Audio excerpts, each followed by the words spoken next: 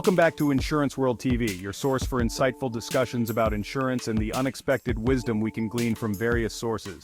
Today we're continuing our exploration of Latin legal maxims. Specifically, we're looking at Damnum Sine Injuria. What is it and how does it apply?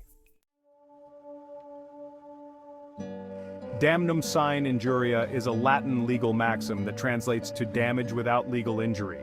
This principle is used in tort law to describe situations where a person suffers harm or loss, but there is no violation of a legal right. In such cases, the individual cannot seek legal remedy because the law does not recognize the harm as a compensable injury. Key elements: actual damage. The individual suffers actual harm or loss. No legal wrong.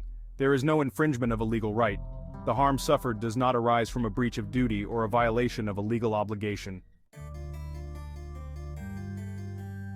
Let's explore some real-world applications of Damnum Sine Injuria. Consider economic competition. If a business suffers losses because a competitor offers better products or services, this loss is considered Damnum Sine Injuria. The competitor has not committed any legal wrong by engaging in fair competition. Now think about obstruction of view. If a person's scenic view is blocked by the construction of a building on a neighboring property, they indeed suffer a loss.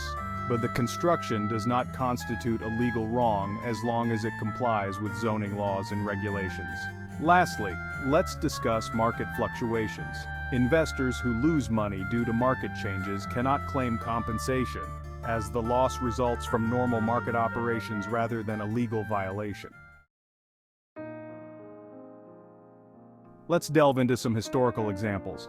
The Gloucester Grammar School case from 1410 is a classic example where a schoolmaster set up a rival school, causing financial loss to another school. The court held that the loss was damnum sine injuria, as the defendant was exercising his right to establish a school and had not committed any legal wrong. Moving on to the case of Bradford Corporation v. Pickles in 1895, Mr. Pickles diverted underground water on his land, which reduced the water supply to the plaintiff's land. The court ruled that since Mr. Pickles had the legal right to use his land as he wished, the plaintiff's loss was damnum sine injuria. The legal implications of damnum sine injuria are significant. Since there is no legal injury, the affected party cannot claim damages or seek legal remedy. This principle emphasizes the importance of legal rights and duties in determining liability. Harm alone is not sufficient for a cause of action. There must be an infringement of a legal right. Furthermore, it encourages lawful conduct. It supports activities that are lawful, even if they incidentally cause harm to others, as long as there is no breach of legal duty.